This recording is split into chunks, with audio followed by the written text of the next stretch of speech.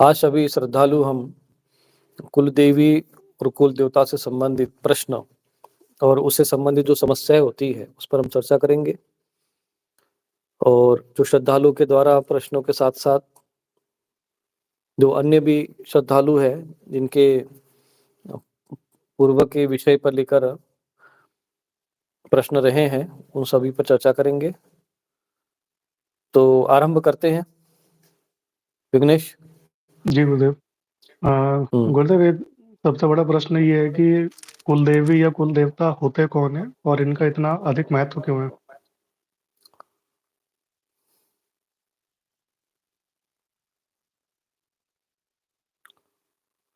कुल देवी और कुल देवता, इन दो शब्दों से हमें इसी शब्दों में ही इसका अर्थ समाहित है।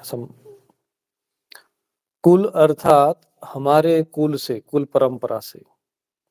कुल से अर्थात जैसे कि हमारे, जिसको हम पिता से संबंधित, माता से संबंधित जो एक पीढ़ी होती है, हमारे जो पूर्वज होते हैं, और जो विशेषकर और उस पीढ़ी में कोई विशिष्ट व्यक्ति हो जाता है तो उसके नाम से भी एक हमारा कुल स्थापित हो जाता है। जैसे भगवान श्री रामचंद्र जी स्वयं को रघुकुल के वंशज अपना कहते थे, तो उस समय रघु राजा हुए थे। तो कुल देवी का अर्थ यही होता है कि इस प्रकार का जो आपके कुल परंपरा होती है, जैसे हमारी एक सनातन धर्म की परंपरा होती है कि हम सनातन धर्म के अनुयायी हैं, जहाँ से हम ब्रह्मा जी से लेकर आरंभ करते हैं, और जब तर्पण करते समय ही हम लोग ब्रह्मा तृप्यताम यहाँ से शुरू करते हैं। तो एक ये परंपरा होती है। दूसरी एक सांप्रदायिक परंपरा होती है, जो हम किसी एक विशेष संप्रदाय से जुड़े हो, और एक होती है कुल परंपरा। तो कुल परंपरा में कोई विशिष्ट व्यक्ति हुआ, उस विशिष्ट व्यक्ति ने किसी विशिष्ट देवी अथवा देवता की साधना की, और उस साधना के स्वरूप वो देवता अथवा वो देवी उन पर प्रसन्न हुई। उन्होंने उनको वरदान के लिए कहा, और वरदान में उन्होंने ये मांगा कि आप मेरे परिवार की, मेरे कुल परिवार की आप रक्षा करें। अधिकांश जो शक्ति स्वरूप, जो भगवती के स्वरूप है, जैसे भगवती काली है, भगवती दुर्गा है, या उनके जो शास्त्रोक्त स्वरूप है, पूर्व काल में अनेक सिद्ध पुरुष गृहस्थ में भी होते थे जो शक्ति उपासक हुआ करते थे। अधिकांश राजा महाराजा शक्ति के उपासक हुआ करते थे। 10 महाविद्याओं में छिन्नमस्ता, भद्रकाली, दक्षिण काली, भगवती तारा, भगवती पीताम्बरा, ऐसे कई शक्तियों के उपासक हुआ करते थे। ऐसे देवताओं में भी कोई विशिष्ट देवता हो गए जिनको ये दायित्व दिया जाता था कि आप हमारे कुल परिवार की रक्षा करें। अब वो शक्ति इसी संकल्प के साथ सदैव उस परिवार की रक्षा में नियुक्त रहती है। उस परिवार के ऊपर कोई तंत्र क्रिया हो, कोई भावी संकट आने वाला हो, कोई विशिष्ट कोई अकाल मृत्यु किसी के ऊपर होने वाली हो, तो ऐसे समय में वो कुल शक्ति, कुल देवता सक्रिय हो जाते हैं, एक्टिव हो जाते हैं, और वो उस संकट में रक्षा करते हैं। तो ऐसे जो देवी देवता होते हैं, इनको कहते हैं कुल देवी और कुल देवता। और ये जो भी कुल देवी और कुल देवता होते हैं, ये शास्त्रोक्त तो होने चाहिए। और जो वास्तविक कुल देवी और कुल देवता का जो अर्थ है वो यही है कि हमारे कुल में कोई महापुरुष हुआ, उन्होंने किसी कुल देवी अथवा किसी देवता की आराधना की, उन्होंने उनको अपने कुल की रक्षा के लिए उनको वरदान दिया, और फिर उनकी घर में स्थापना की, या कोई उनके निमित्त कोई मंदिर बना दिया, और फिर वो पीढ़ी दर पीढ़ी वो उस देवी की उपासना परंपरा के अनुसार करने लगते हैं। जैसे पिता ने फिर उनको विधान बता दिया पुत्र को। इस प्रकार की जो परंपरा से जिस देवी और देवता का हम उपासना करते हैं, और वो भी देवी देवता शास्त्रोक्त, ठीक है। ये जी शास्त्रोक्त शब्द बहुत महत्वपूर्ण है। मैं इसलिए कह रहा हूं क्योंकि कुल देवी और कुल देवता के नाम पर जो समाज में छल कपट और जो अधर्म और अशास्त्रीय जो चीजें जो समाज में फैल गई है, उस पर हम भी चर्चा करेंगे। तो ये आपके कुल देवी कुल देवता है जी, बिल्कुल। और हम उनकी कुल परंपरा के अनुसार उनकी पूजा करते हैं। अब जैसे माने कि आपने घर में उनकी स्थापना करके रखी हो, तो आप प्रतिदिन पूजा करते हैं। कहीं आपने मंदिर बना दिया, कोई स्थान बना दिया अपने परिवार के किसी सदस्य ने। मान लीजिए कि मैं भगवती पीताम्बरा का उपासक हूँ या हनुमान जी का उपासक हूँ, मेरे मन में भाव हुआ, एक सामान्य व्यक्ति या तुम्हारे मन में भाव हुआ कि तुम एक साधक हो, तुम्हारे मन में भाव हुआ कि चलो मैं भगवान किसी विशिष्ट देवता की उपासना की, या फिर तुम्हारे मन में हो कि नहीं चलो पैसा है, आर्थिक सहयोग है, तो चलो मंदिर बना देते, स्थान बना देते, तो वो तुम्हारे लिए कुल देवी कुल तुम्हारी परंपरा के लिए कुल देवी कुल देवता हुई और उसका वार्षिक पूजन करना चाहिए, ये नियम है कुल देवी कुल देवता का। इतनी ही वो अपेक्षा कुल देवी और कुल देवता रखते हैं। और एक बात और होता है कि उस कुल में कोई ना कोई व्यक्ति को वो अपना एक पूजा के लिए माध्यम बनाती है, नियुक्त करती है, उसको प्रेरित करती है, और वो बहुत शक्तिशाली ये शक्तियां होती है, और जिसमें विशेष रूप से भगवती काली और भगवती दुर्गा को कुल देवी के रूप में पूजा जाता था। राजस्थान में भगवती छिन्नमस्ता की विशेष पूजा होती थी। पश्चिम बंगाल में काली और भगवती तारा की विशेष रूप से पूजा होती थी। तो ये कुल देवी के रूप में पूजन होता था इनका। जी, बिल्कुल। तो परंपरा के अनुसार, ये कुल परंपरा के अनुसार जिन देवी देवताओं का, और भी शास्त्रोक्त, मैं शास्त्रोक्त शब्द पुनः कह रहा हूँ, उनका जो पूजन होता था वो कुल देवी देवता हुए। ठीक है, प्रश्न समझ में, उसका उत्तर समझ में है? जी, कोई इस गुरुदेव। विषय में कोई संदेह? नहीं गुरुदेव। ठीक है। हाँ, इनका इतना अब महत्व क्यों इसमें बढ़ जाता है गुरुदेव? हाँ, इनका इतना महत्व इतना ज़्यादा क्यों हो जाता है? विशेष। इसीलिए कि ये वचनबद्ध होते हैं, आपके कुल की रक्षा के लिए वचनबद्ध होते हैं। जी, आपके जो पूर्वज हुए, आपके कुल में कोई ऐसे व्यक्ति हुए, साधक हुए, उन्होंने उनको वचनबद्ध किया है। जैसे हनुमान जी ने एक वचन दिया कि मैं हनुमान जी को एक कहा गया कि आप पृथ्वी पर रहिए, जब तक ये पृथ्वी अपना है युग रहेगा। भगवान राम ने कहा कि नहीं, हम सब तो जा रहे हैं, लेकिन आप रहिए पृथ्वी की रक्षा कर। तो वचन में बंध गए, वो वचनबद्ध हो गए। तो देवता जब वचनबद्ध हो जाते हैं, इस प्रकार से वरदान देते हैं, तो वो उस कुल के साथ जुड़ जाते, कुल के व्यक्ति के साथ जुड़ जाते हैं। अब हम क्या करते हैं कि हम जब इन पाश्चात्य संस्कृति के प्रभाव में अधर्मी और विधर्मियों के संपर्क में आकर अपनी जब कुल परंपरा को भूल जाते हैं, कुल देवी देवता का एक वार्षिक पूजन भी करना हम अपना दायित्व भूल जाते हैं, और वो आपके पीछे लगे हुए हैं। कोई आपके ऊपर संकट आ रहा है, कोई आपकी रक्षा कर रहे हैं, वो आपके पीछे लगे हुए हैं क्योंकि वो वचनबद्ध है, और आप उनके लिए केवल एक वर्ष में एक बार भी उनका पूजन नहीं करते हो। यहाँ पर फिर वो उनको पूजन न होने के कारण वो फिर देवी या देवता रुष्ट हो जाते हैं, तो वही कुल दोष लगता है। जी, कुल देवी या कुल देवता का दोष कहते हैं। अब ये तो हो गया शास्त्रोक्त बातें, अब इस पे और भी चर्चा करेंगे। अब जो वर्तमान में क्या हो रहा है कुल देवी और कुल देवता के नाम पर, अभी जो पाखंड चल रहा है समाज में, जो अधर्म और अशास्त्रीय चीजें जो फैल रही है, वो क्या है कि कोई ये जैसे ये दरबार चलाने वाले होते हैं ना, प्रेत उपासक, ये जितने जी, भी दरबार शब्द जहां भी लगे ना, तो समझ लेना चाहिए ये वही कहीं ना कहीं नकारात्मकता से 99.99 इनको मान लो, 0.1% एक आध कोई, वो तो बात मैं नहीं जान सकता, मैं तो कहने के लिए छोड़ देते हैं कि हाँ हो सकते हैं ऐसे भी, पर अधिकांश ये लोग प्रेत उपासक होते हैं। तामसिक शक्तियों के द्वारा इनकी आराधना उपासना करते, फिर ये कोई अपने को देवता मान लेंगे कि काली माता हमारे तो भैरव देवता ये है, फिर ये अपने ही परिवार के किसी व्यक्ति को स्थापित कर देते हैं जो कि मृतक होते हैं, कुल देवता के रूप में। और फिर उनको पूजने लगते हैं। वो कहते हैं कि ये देवता है। क्यों देवता भैया? ये हमारे कुल देवता। बोले क्यों है? तो बोले ये हमारे कुल के। अब इसका उदाहरण तुम्हारे राजस्थान में, ये जो राजस्थान में एक मैं स्पष्ट नाम लेना थोड़ा-सा उचित नहीं समझता हूँ, क्योंकि अज्ञानी के बीच में अज्ञानियों को थोड़ा-सा ज्ञान देना भी जो है कभी-कभी उनको अ,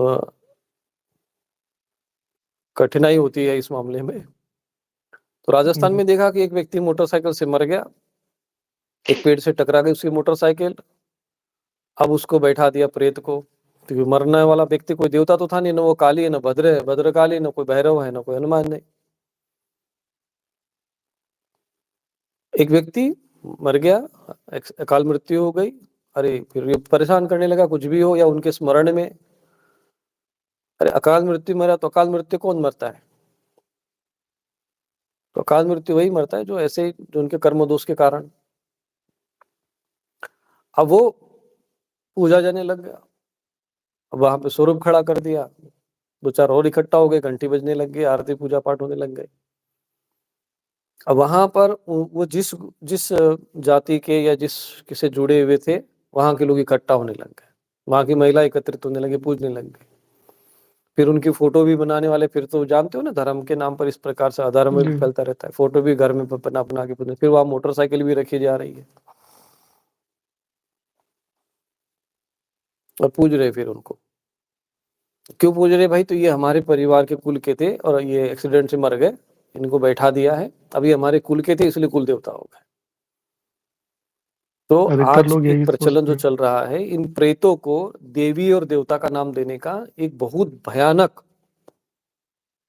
षड्यंत्र हमारे समाज में, हमारे देश में धर्म के नाम पर, धर्म के आड़ में दिया जा रहा है। और दुष्परिणाम क्या हो रहा है कि सामान्य जनमानस जिसको इस विषय में, इस सूक्ष्म रहस्य का ज्ञान नहीं है, वो गया वहां पर, चल भाई 10 लोग जा रहे तो हम भी जाकर देखते हैं। अधिकांश यहाँ तो भीड़, देखा देखी में भीड़ लग जाती है। जी, अब जहाँ पर थोड़ा प्रचार हो गया, मीडिया वाले थोड़ा सा और हवा दे दिए, किसी कारण से कोई विवादित कोई बात हो गई तो फिर तो और फैला दिया, फिर मीडिया वाला पहुंच गया तो फिर उन्होंने कोई वीडियो वीडियो बना दी, तो प्रचलित हो गया, तो फिर भीड़ लगती है, फिर वहां पे फोटो बिक रहे, फोटो उठा के घर में रख दिया तो फिर पूजने लग गए।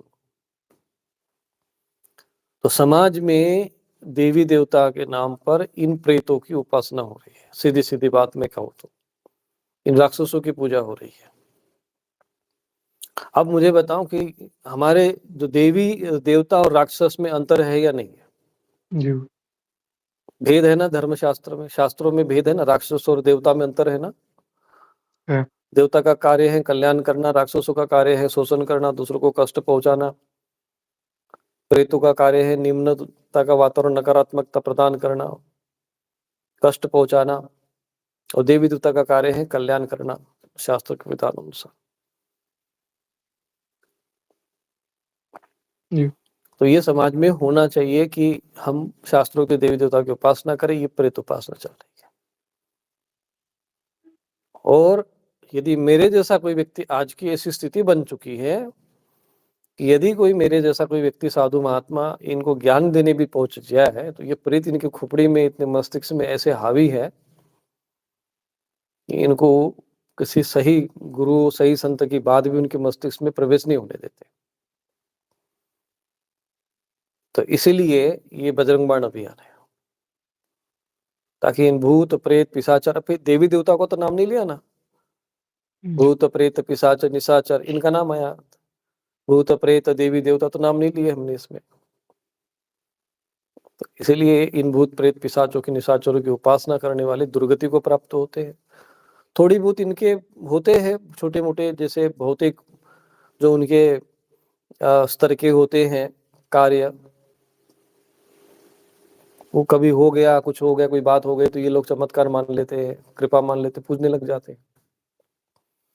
और हमारे सनातन धर्म के अनुयायी तो इतने निम्न धरातल पर जा चुके हैं कि अपने श्री हनुमान जी जैसे चिरंजीवी देवी देवता होते हुए, एक से एक सिद्ध महापुरुष भारत भूमि में होते हुए भी, जो हमारे परंपरा के भी नहीं है, जिन्होंने कभी जीवन में राम और कृष्ण नहीं कहा, जो विधर्मी परंपरा का पालन करते हैं, उनकी कोई मजार बना दी, कोई गाड़ दिया कहीं पर, तो उनकी फिर चलो पीर पीर हो सकते, कोई फकीर हो सकते, जो भी हो, पर वो हमारे परंपरा के तो नहीं है ना। जी। हमारा धर्मशास्त्र या हमारे संत महापुरुष तो उसका अनुमोदन नहीं करते हैं कि इनकी पूजा करनी चाहिए। वो भी इनके देवता बन गए, पूजे जा रहे हैं। क्योंकि हम लोग अधिकांश जो है अनुसरण करते, देखा-देखी। शास्त्र जो है इसका कारण ये है कि शास्त्र हमारे जीवन से निकल गए। हम आधा घंटा भी शास्त्र पढ़ना नहीं चाहते। बड़े-बड़े, मोटे-मोटे ग्रंथ हमारे घर में थे, महाभारत होंगे, 18 पुराण होंगे, जबकि गीता प्रेस ने जो है हमारे लिए एक से एक सुंदर शास्त्र उपलब्ध कराए। लेकिन हम ये सब चीज़ें पढ़ना नहीं चाहते, समय देना नहीं चाहते, तो फिर ये नकारात्मकता हमारे घर में प्रवेश करती है और फिर भागते फिर यहाँ-वहाँ। फिर चक्कर पे चक्कर, चक्कर पे चक्कर, एक दरबार ठीक नहीं हुआ, दूसरे पे जाओ, दूसरे पे ठीक ना, तीसरे पे जाओ और उसमें इस प्रक्रिया में उस परिवार में कई लोगों की अकाल मौतें होने लग जाती है। जी। क्योंकि आपके जो परिवार का जो वास्तविक शास्त्रोक्त देवता जो कुल रक्षक है, वो नष्ट-भ्रष्ट हो चुका होता है क्योंकि आपने उनकी पूजा नहीं किया, उनकी उपासना नहीं की। ये है। तो इसीलिए ये कुल देवी और कुल देवता का जो समाज में प्रचलन है, ये बहुत कठिन है इसको समझना। और कई महिलाएं हैं जो सती हो जाती है, हमारे कुल की थी तो बस पूजने लग जाओ। ऐसी कई सती माताओं से हमारे भी किसी के शरीर में आई तो हमने बातचीत की है। माना कि अच्छी पवित्र आत्माएं होती है, शुद्ध आत्माएं होती है, परंतु ये किसी भी स्थिति में देवी देवता की श्रेणी में नहीं होते। देवी देवता जो शास्त्रोक्त हैं, शास्त्र में जिनका वर्णन है वो न देवी देवता है। तो जिनकी उपासना की जाती है कुल में, किसी महापुरुष ने उपासना की हो जिस कुल और किसी देवी या देवता की, वो कुल देवी देवता है। आपके कुल में कोई मर गया, वो किसी योनि में, प्रेत योनि में, किसी योनि में, पता नहीं आपको, और आप उसको पूजने लग जाए तो वो कुल देवता नहीं है, कुल देवी नहीं है, कुल पूजन नहीं है, प्रेत उपासना है। और ये जी। बात मैं आज जो जिस साहस के साथ बोल रहा हूँ, ऐसा साहस कोई बहुत दुर्लभ व्यक्ति ही कर पाएगा। क्योंकि मैं समाज का वास्तविक हित चाहता हूँ और मुझे पता है इस समाज में आने वाले इन अज्ञानता का जो दुष्परिणाम होगा, आने वाली पीढ़ियां भुगतेगी। तो आने वाली पीढ़ी को यदि इस दुर्गति में नहीं जाने देना है, उनको धर्मभ्रष्ट नहीं होने देना है, तो वास्तविक जो शास्त्रोक्त विधि विधान है वो उनको समझाना पड़ेगा। और एक दिन आएगा जी। भारत भूमि में क्या होने वाला है, आप क्या समझ रहे हो? ये सब जितने जमीन में गाड़-गाड़ के जगह-जगह ये स्थान बैठा दिए जा रहे हैं, ये क्या है ये सब?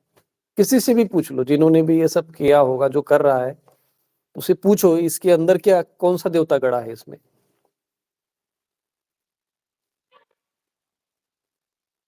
जिसको तुम पूज रहे हो।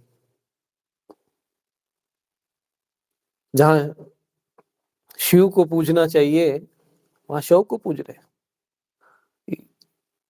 हम पूरा सनातन धर्म के अनुयायी जहाँ शिव के उपासक होने चाहिए, आज वो शव के उपासक हो रहे हैं। परमात्मा के उपासक की जगह प्रेतों के उपासक हो रहे हैं। तो क्या होगा फिर जीवन में? और उसके सारे दुष्परिणाम आज की जो पीढ़ी है वो भुगत रही है। मेरे संपर्क में मैं कई ऐसे लोगों के जीवन में घरों में देखा मैंने, और ये चीजें इतनी प्रभावित करती हैं, इतना, क्योंकि उनके साथ आप इतना जुड़ जाते हैं, ये सूक्ष्म रूप से हमारे ऐसे वातावरण का बना हुआ है। तो दो ही उपाय है, या तो हम इसको समाप्त करें, अगर ये गलत है तो समाप्त करो,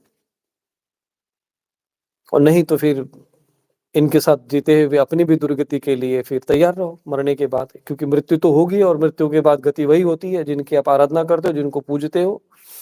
भगवत गीता का में भगवान का शाश्वत सत्य वचन है, भूतानि यान्ति भूतेज्य यान्ति मद्याजिनो माम, जो मुझे पूजेगा तो मुझको प्राप्त होगा, प्रेत प्रेत देवता को पूजेगा देवता को प्राप्त होगा। किसको पूजना ये तय करना है, कहाँ जाना है ये तय आपको करना है, उस हिसाब से साधना उपासना करो। इसीलिए हम देव उपासना पर, शास्त्रों को देव उपासना पर हम महत्व दे रहे हैं। किसी भी देवी देवता को पूजना हमें हमारे जीवन में कोई समस्या आती है, हम देवी समस्या हमारे जीवन में आती है, हमें पता है, या हम मोक्ष चाहते हैं, तो कितने देवता की हमें आवश्यकता है। संत तुलसीदास जी ने हनुमान चालीसा लिखते समय कितना सरल भाषा में लिखा था, और देवता चित्तन धरे।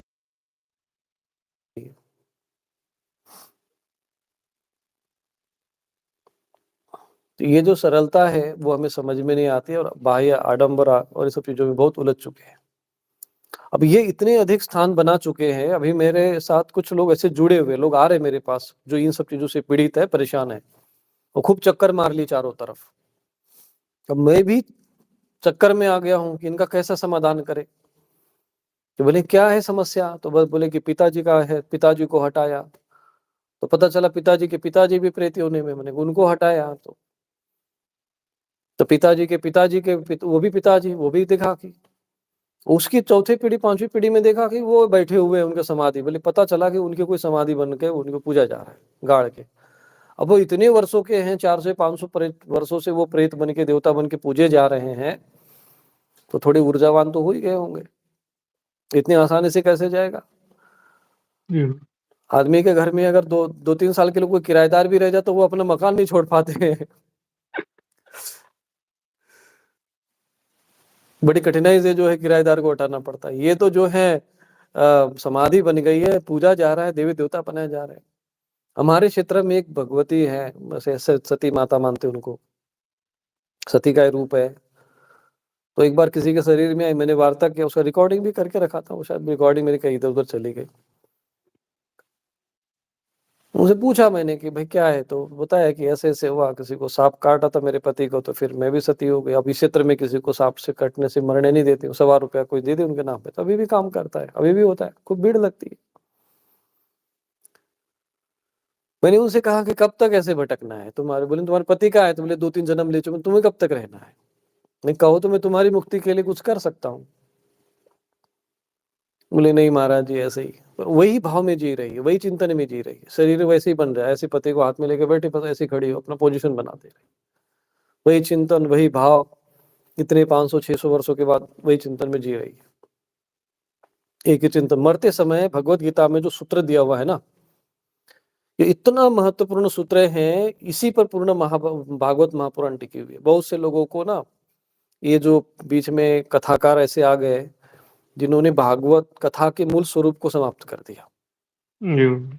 सुखदेव जी महाराज जी जैसे परमहंस संत के द्वारा जब ज्ञान दिया जाता है तो सच में ज्ञान समझे, ज्ञान और वैराग्य को जागृत करने के लिए, तो इन्होंने क्या राधा और कृष्ण से ही जोड़ दिया। भागवत मतलब राधा और कृष्ण जी का बस कथा, जबकि भागवत महापुराण का जो मूल उद्देश्य है वो ये है कि अंत काल में भगवान का स्मरण हो जाए।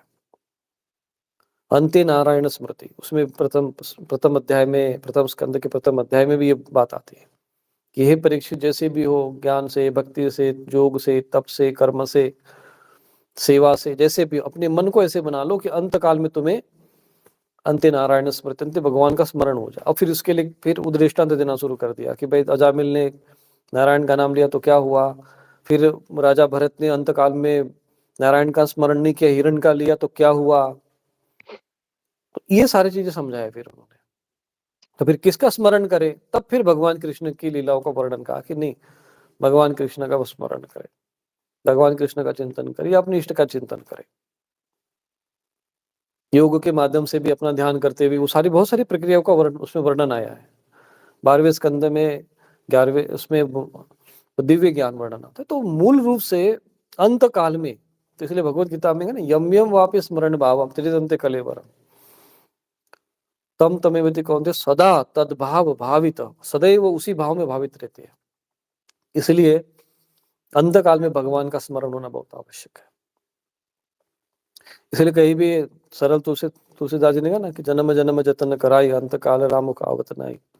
कितना मेहनत करते फिर भी अंतकाल में भगवान का स्मरण नहीं होता है। अंतकाल जो समय आ गया, अरे मेरे भैंस का क्या होगा भाई, थोड़ा संभाल लेना, तब तक पता चला प्राण पड़ के रूड़ गए, तो गए भैंस के इसमें योनि में। जी। तो इसीलिए ये 4 जो आश्रम बनाए गए, वानप्रस्थ आश्रम, कि कम से कम इसमें सब कुछ भूल के बस परम तत्व में स्थिर हो जाओ। तो मानव शरीर इसीलिए मिला है।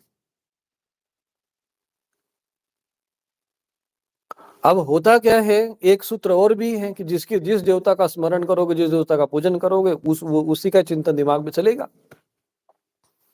इसलिए भगवान कहते हैं मेरा स्मरण करो, मेरा चिंतन कर, मेरा मनन कर। मन मना मत भक्तो मद्याजिमाम नमस्करो। हम क्या करते हैं, भगवान कहते हैं मेरा भजन कर, मुझको प्राप्त हो जाएगा, तो मोक्ष को भी मिल जाएगा। नहीं जी, हम तो कोई कुल देवी देवता कोई मर गया, उसी को पूजेंगे, उसी को आरती करेंगे, उसी की घंटी बजाएंगे। अरे सोचो, उसके सदगति के लिए प्रार्थना करो। वो खुद प्रेत योनि में भटक रहा है, तुम्हारा क्या उद्धार करेगा। छोटा सा मोटा कोई काम हो गया, भाई हमारा ये नौकरी लग जाए, ये हो जाए, वो हो जाए। अरे नौकरी तो प्रारब्ध कर्म से, तुम्हारे परिश्रम से, प्रारब्ध से, और फिर जो देव उपासना है, देवी कृपा से लग सकती है, ऐसा नहीं। अब ये इन छोटे मोटे कामों के लिए बाई चांस लग रहा है कि तुम्हारे प्रारब्ध कर्मों से, मान लिया तुमने इनसे। ऐसे भी कोई थर्ड आई वाले भी पैदा हुए थे बीच में, हरी चटनी चलो कि कृपा आ जाएगी, हरी चटनी लाल चटनी। अब 100 आदमी उनके पास गए, कहा बाबा जी नौकरी लग जाए। अब 100 में से तो भाई चलो 100 लोगों ने ना फॉर्म भरा है, तो 10 तो लग ही जाएंगे ना। और ऐसा तो नहीं है कि पेपर में कुछ लिखा ही नहीं, परीक्षा दी नहीं, परिश्रम किया नहीं, और बाबा जी ने कह दिया बस कृपा आ जाएगी तो पास होगा। ऐसा तो हो नहीं सकता। परिश्रम सभी ने किया होगा, पेपर दिया होगा, कुछ भी होगा। अब इसमें से 10 पास हो गए, तो बात सोच लिया कि नहीं भैया, अपने परिश्रम पर विश्वास नहीं है कि हमने परिश्रम किया है, हमने परीक्षा अच्छे से दी है, इसलिए पास हुए। नहीं, वो बाबा जी ने आशीर्वाद गए थे ना, तो बस इसलिए हो गया। हमने हरी चटनी की जगह लाल चटनी खाना शुरू कर दिया, तो कृपा आ गई और हम पास हो गए। और फिर बस वही जाकर रोने लगे, बाबा जी आपकी कृपा थी कि हो गया। अब तो बस लोगों को लगा कि भैया इनके आशीर्वाद से नौकरी लगती है, चलो फिर भीड़ लग गई फिर इनके पीछे। समाज में यही सब चीजें प्रचलन बढ़ता रहता है, जिसका कारण ये सब, जिसको कहते हैं ना अधर्म, जिसको कहते हैं, वो यही है। तो ये सारे कुल देवी देवता बन जाते हैं। पता चला कि कल ऐसे ऐसे ऐसे व्यक्ति को मानने वाले 100,000 2,000 लोग हो गए, उसको भी देवता बना के पूजने लग जाएंगे। मर गया तो उसकी भी समाधि बना के कुल देवता बना के पूजा देंगे। तो ये एक व्यवस्था को, जो है हमारे जो धर्माचार्य है, ये कारण ये है कि हमारे धर्माचार्यों की कोई धर्म सभा नहीं है सनातन धर्म में। हमने कई महात्माओं से समझाया कि एक सभा होनी चाहिए, एक निर्णय हो, किसको पूजे, किस देवता को पूजे, कोई तो बताए। एक धर्म सभा हो जाए कि हाँ भाई ये इसकी पूजा नहीं करना चाहिए। चलो कुछ ये है सौभाग्य का विषय कि कुछ धर्माचार्य जो अच्छे पदों पे बैठे हुए हैं, धर्म के संप्रदाय के अपने पदों पे बैठे हुए, मठों के पदों पे बैठे हुए, मठाधीश है, पीठाचार्य है, मठाचार्य है, और थोड़ा थोड़ा इस विषय पर बोलने लगे। तो आपको ऐसे देवी देवता को कुल देवी देवता नहीं मानना चाहिए। कुल देवी देवता वही होंगे जिनका वर्णन शास्त्रों में है, और आपके कुल में किसी ने उपासना की, वो कुल देवी देवता है। अब प्रश्न बहुत सारे उठते इस पर कि भाई हमारे फिर कैसे माने कि हमारे कुल देवता कौन है, कैसे क्या होगा। बहुत से लोग अपने कुल देवी के जाते हैं, वहां मुंडन उंडन करा देते हैं, ये हमारे कुल की देवी है, ये है, वो है। ठीक है, अब जो चल रहा है उसको तो हम सुधार धीरे धीरे ही आएगा। तो उसका यही समाधान है कि आप लोग पहले ये पितृदोष का शमन करें, और बजरंग बाण अभियान करे, अपने आप को रक्षा कवच से सिद्ध करे, कुछ दिन अच्छे साधना करे 1-2 वर्षों तक, फिर धीरे धीरे इन सब चीजों को समाप्त करना पड़ेगा। क्योंकि जब कवच रहेगा तो ये जो क्या होता है कि इन प्रेतों को अपने पूजने लग जाए, बीच में बंद कर दिया तो ये फिर अटैक करते। तो ऐसे समय में अपने को सुरक्षित करना, कवच के द्वारा सिद्ध करना बहुत आवश्यक है। दूसरा ये कार्य करना कि बजरंग बाण के द्वारा इनके के माध्यम से इनके पीछे गदा दौड़ानी अच्छे से। हाँ, कि देवी देवता हो तो कोई समस्या नहीं, लेकिन भूत प्रेत पिशाच निशाचर, जैसे भगवान ने एक संकल्प किया था ना भगवान राम ने कि मैं पूरी जो पृथ्वी है वो निशाचर विहीन कर दूंगा, तो वही अभियान है ये बजरंग बाण। तो इनसे पहले समाप्त करने के लिए बजरंग बाण अभियान ये जितनी तीव्र गति से जाएगा कि उसका समाधान देगा, लोगों की बुद्धि शुद्ध होगी, देवी शक्ति का आगमन होगा, देवी शक्ति उनके ऊपर कार्य करने लगेगी, देवी शक्ति आपकी रक्षा करने लगेगी। तो ये जो आसुरी तत्व है, राक्षसी तत्व, प्रेत तत्व फिर आपके पास आपकी तरफ सोचना भी फिर ये बजरंग बाण जो जापे तासो भूत प्रेत सब कापे, वो तुमसे ही कांपने लग जाएंगे। तुम्हारा अहित करना तो दूर की बात है। तो राम रक्षा कवच है, बजरंग बाण आदि का अभ्यास कर सकते हैं। तो ये एक प्रक्रिया है। और दूसरा ये है कि स्वप्न के माध्यम से भी आप प्रार्थना करेंगे तो आपको कुल देवी कुल देवता का दर्शन हो सकता है, परंतु एक अच्छा साधक होना बहुत आवश्यक है। पहले रक्षा कवच आदि सिद्ध करिए। तो 3 चीजें तो मैंने देखी है कि रक्षा कवच मतलब एक ये पितरों के निमित्त आपका जो तर्पण श्राद्ध आदि करना और रक्षा कवच सिद्ध कर ले। ये 2 कार्य करने के बाद फिर आप ये बजरंग बाण अनुष्ठान ये सारी जो प्रक्रिया है वो करना आरंभ करें।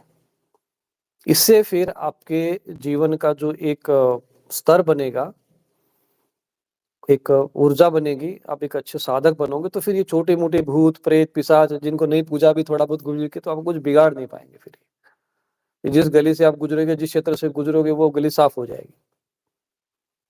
तो मैं चाहता हूं कि ऐसे साधक, ऐसे उपासक भारत भूमि में हो, और इसके लिए ये सारी साधना पद्धतियां, उपासना आपको प्रदान कर रहे हैं। और जो भी है अपना प्रयत्न कर रहा हूँ यथाशक्ति जितना भी संभव हो, शुद्ध भाव से, शुद्धता से प्रयत्न है। और ये जो आज में जो ये अभियान चल रहा है, ये आज नहीं तो कल किसी ने किसी को करना ही था, नहीं तो इसका कोई अंत था क्या? मतलब हमारे तो धर्माचार्यों में भी कुछ तो एकदम दृष्टिविहीन हो गए। दिख रहा है कि भाई ये शास्त्र के विपरीत हवन करवा रहा है कि नहीं बाबा, फलाने बाबा नमः स्वाहा, क्या है? किसको पुजवा रहे हो? किसका आहुति दिलवा रहे हो समाज से? आम जनमानस को कुछ पता नहीं है। उनको जो तो धर्म से वैसे ही भ्रष्ट हो चुके, धर्म से मुख, और उनको गर्त में डालने का प्रयत्न चल रहा है। तो ये सारी समस्याओं का समाधान तो यही है कि हम शास्त्रोक्त साधना पद्धति और ये रक्षा कवच वगैरह सिद्ध कर ले, अपने संतानों को भी इस दिशा में लगाए, और पुराण आदि के जो ग्रंथ है, महाभारत, वाल्मीकि रामायण, इसका पठन पाठन करना आरंभ करें। मैंने कल बताया कि बस आप 8 बजे 7 बजे 8 बजे घर आते हो, पहले स्नान कर लो। ये नियम बना लो कि हमें प्रातः दिन में भी नहाना है, रात में भी नहाना है। ठंडी के दिन है गर्म पानी करके नहा लो, बस स्नान कर लो। ना स्नान करते से अपने आप भाव बनेगा। ऐसा अपने शरीर की प्रकृति को बना दो कि बस जैसे स्नान करे तो हम सीधे पूजा घर में जाए। वहां पर जैसे कोई भी ग्रंथ है वो थोड़ा पढ़ो, कवच वच पढ़ो, थोड़ा सा उसे कवच से अभिमंत्रित जल, शंख घर में रखो, शंख बजाओ और वो जल छिड़को। इस तरीके से अपने घर को, स्वयं को इन सब चीजों से सुरक्षित रखो। घर से बाहर कहीं जाओ तो रक्षा कवच पढ़ो। और फिर जब भी ये संकल्प भी करो, प्रार्थना भी करो कि नहीं हमारे कुल देवी देवता कौन है, तो रक्षा कवच पढ़ के ही सुना है। ये तो पता चला कोई प्रेत पिशाच जो अगल बगल का है वो कह देगा मैं ही तुम्हारा जो है कुल देवी देवता हूँ। जी। तो रक्षा कवच बहुत आवश्यक है। ठीक है, आगे बात करते, लोगों के श्रद्धालु के प्रश्न लेते हैं। जी गुरुदेव, एक सबसे ज्यादा प्रश्न तो यही आ रहा है कि किसी को कुल देवी देवता का ज्ञान नहीं है। आजकल जो नए लोग होते हैं उनको पता नहीं होता कौन है हमारे कुल देवी या देवता, तो वो कैसे पता लगाएंगे? उसका विशेष कोई विधि तो वही या मैंने कहा अनुष्ठान? ना कि पहले आप रक्षा कवच सिद्ध करो। सामान्य रूप से हनुमान जी की उपासना करो, अपने इष्ट की उपासना करो, पितरों के निमित्त जो भी आपके कर्म है वो करो, श्राद्ध तर्पण आदि करो।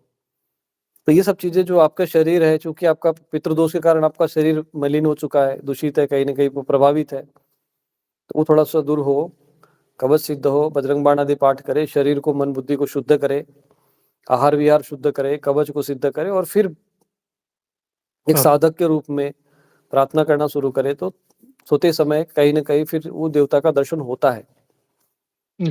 कई लोगों की अनुभूतियां है, अनुभव है। यदि वो प्रयत्न करेगा, अच्छे साधक है, प्रार्थना करेगा, तो देवी देव शक्तियां एक आपको भी, अब जैसे मान लो कि तुम्हारी और मेरे बीच में है, तो दोनों हम गो लाइव टुगेदर हो रहे हैं, तो तुम्हारे पास जो हमने लिंक है वो तो तुम्हारे पास होनी चाहिए ना इसकी, तभी तो तुम इसमें ज्वाइन हो पाओगे। तो एक स्तर पे हमें खड़ा होना पड़ता है। तो जो देवता का जो स्तर होता है वो सूक्ष्म स्तर होता है। तो सूक्ष्म स्तर पर हमें अपने आप को साधनात्मक रूप से प्रतिष्ठापित करना पड़ता है, उस धरातल पे लेकर जाना पड़ता है, और उसके बाद फिर हमारी ये स्थिति बनती है कि हम इन देवताओं के साथ संवाद कर सके, इनके दर्शन प्राप्त कर सके।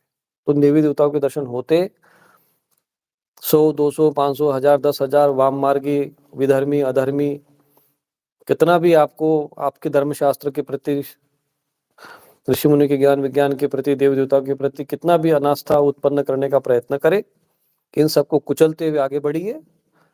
और जो शाश्वत सनातन धर्म है, भगवतीय वाणी है, जो ईश्वर का ज्ञान है, जो सनातन धर्म के अनुयायी होने के नाते आपको प्राप्त है, उसके अनुसार आप अपना आचरण करें। ये तो सब भ्रमित करने वाले लोग तो रहेंगे ही रहेंगे संसार में, ऐसे तो लोग है ही है जो भ्रमित कराएंगे कि नहीं ये सब, तो उनके चक्रव्यूह में नहीं आना है और अपना मार्ग को प्रशस्त करना है। इसलिए कि आप अपने भावी पीढ़ी को आप यदि सुरक्षित करना चाहते हो, वो धर्म भ्रष्ट न हो, पथ भ्रष्ट न हो, तो आपको अभी से आरंभ करना पड़ेगा। यही प्रक्रिया जो हम समझा रहे हैं। तो फिर जैसे ही आप उस स्थिति को प्राप्त हो जाएंगे, प्रार्थना करेंगे, तो आपका कुल देवता आपको स्वप्न में दर्शन देगा और आप उनके क्षमा याचना करें। और कुलस्थान में अगर बनाया होगा तो कुलस्थान का दर्शन भी हो जाता है कि यहाँ पे तुम्हारा कुलस्थान बना है, वहां जाकर देख लो कोई देवी देवता होगी कि नहीं, हाँ मैं तुम्हारी कुल देवी कुल देवता हूँ, तो वहां पे वर्ष में जाकर एक बार पूजन कर ले, दर्शन करने जाकर बीच बीच में। और नहीं, अगर कोई ऐसा कोई स्थान न हो तो अपने घर में उनको फिर पूजन करे। कुल देवी को ही अगर आप इष्ट मानकर साधना करेंगे तो और अच्छा रहता है। तो ये एक बहुत गहराई में स्थिति बनी हुई है, लेकिन अधिकांश मैंने देखा है कि कुल में मरे हुए कोई लोग, कई पीढ़ी, 3 पीढ़ी 4 पीढ़ी के लोग जिनके नाम पर समाधि बनी, उनको कुल देवता बनाकर घरों में बैठाया गया है। अभी राजस्थान से कुछ लोग आए थे हमारे आश्रम पर ये अमावस्या के पितृ श्राद्ध के लिए, तो मैंने देखा कि उनके चौथे 5वें पीढ़ी के कोई, इनके जो दादा परदादा के उसमें थे, उनको समाधि बना के बैठे थे, सब पूज रहे। ये तो नहीं पूज रहे, इन्होंने बंद कर दिया, तो छोटा भाई अपने घर में उनको बैठा के रखा है, शरीर में आते खेलते हैं। अब वो इतने, अब इनको थोड़ा समय लगेगा, ये बहुत जटिल लोग हैं, ये विशिष्ट माफिया गणों में आते हैं। ये इनको ये निशाचर बन चुके हैं ये लोग कि आप मुझे पूजो, जैसे होता है ना वो हमें अपना जो है टैक्स दो, नहीं तो हम तुमको इनकाउंटर कर देंगे, तो वो ही मामला है यहाँ। तो ऐसे लोगों के लिए इनका समाधान वही बजरंग बाण है।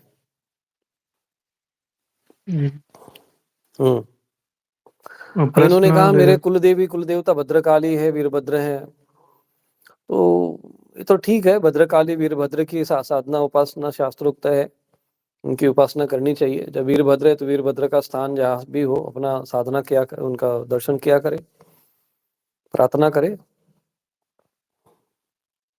जहाँ भी इनका स्थान बना हो वहां पे वर्ष में एक बार जाना चाहिए।